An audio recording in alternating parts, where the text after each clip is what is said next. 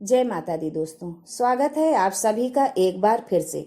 माँ भगवती की कृपा आप और आपके पूरे परिवार पर सदा सर्वदा बनी रहे। दोस्तों, अगर आप अपनी लाइफ में नया कुछ सीखना चाहते हैं तो चैनल को सब्सक्राइब जरूर करिएगा। पुराणों के अनुसार कहा जाता है कि संसार के प्रत्येक व्यक्ति को स्नान के पश्चात सूर्य देव को जल अवश्य चढ़ाना चाहिए। पर जल कैसे चढ़ाएं, कब चढ़ाएं, किस पात्र से चढ़ाएं, जल में क्या क्या मिलाएं और भी बहुत सारी जानकारी आज हम आपको इस वीडियो में देने वाले हैं। अतः आप वीडियो अंत तक जरूर देखें। लेकिन दोस्तों, उससे पहले आपसे रिक्वेस्ट करते हैं कि आप इस वीडियो को ज्यादा से ज्यादा शेयर करें, लाइक करें और इस चैनल को सब्सक्राइब करके अपनी संस्कृति और सभ्यता को मजबूत करें। आमतौर पर ज्यादातर लोग प्रातः काल उठकर स्नान आदि के पश्चात सूर्य देव को जल अर्पित करते हैं। प्रतिदिन सूर्य देव को जल चढ़ाने का शास्त्रों में भी खास महत्व बताया गया है। मान्यताओं के अनुसार नियमित रूप से सूर्य देव को अर्घ देने से समाज में मान सम्मान बढ़ता है, धन वैभव ऐश्वर्य की प्राप्ति होती है, कभी भी आर्थिक तंगी का सामना नहीं करना पड़ता है। वहीं कहा जाता है कि यदि कुंडली में सूर्य की स्थिति ठीक नहीं है या आए दिन परेशानियों का सामना करना पड़ता है तो ऐसे में सुबह रोज सूर्य देव को जल देना चाहिए। तो चलिए जानते हैं सूर्य देव को जल देते समय आपको किन किन बातों का ध्यान रखना चाहिए। वास्तु के अनुसार सूर्य देव को जल चढ़ाने के लिए हमेशा तांबे के लोटे का ही इस्तेमाल करना चाहिए। जल हमेशा सूर्योदय के दौरान ही चढ़ाएं, क्योंकि जल चढ़ाने का सही समय यही होता है। सूर्य देव को जल अर्पित करने से पहले लोटे में अक्षत, रोली, फूल और कुछ मीठा अवश्य डालें। इसके पश्चात ही जल अर्पित करें।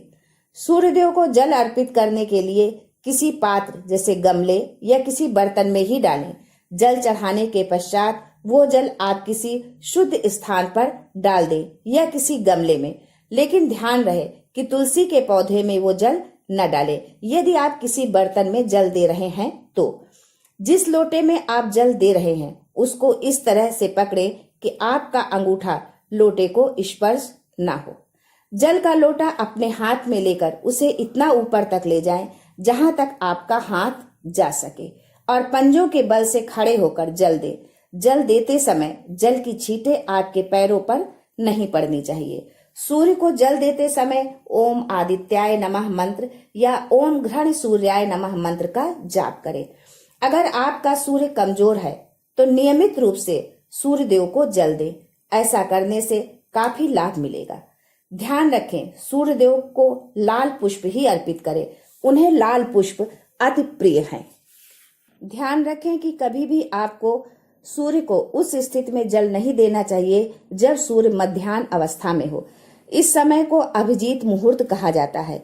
यही वजह है कि इस समय पर मंदिर भी बंद हो जाते हैं और पूजा पाठ भी नहीं किया जाता है। इसलिए अर्घ देने के लिए भी आपको सबसे पहले सही समय यानी प्रातः काल का समय ही चुनना चाहिए। ऐसा माना जाता है कि सुबह सुबह आपके शरीर में शांति और ऊर्जा सबसे ज्यादा होती है, इसलिए इसी समय अर्घ देने पर आपको पूर्ण लाभ मिलेगा।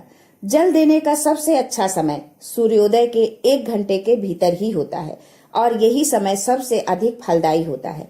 सूर्य को अर्घ देने से पूर्व एक ऐसा स्थान चुनें जहां से सूर्य की किरणें साफ दिखाई दे। अतः आप पूर्व की दिशा की ओर मुख करके जल दें।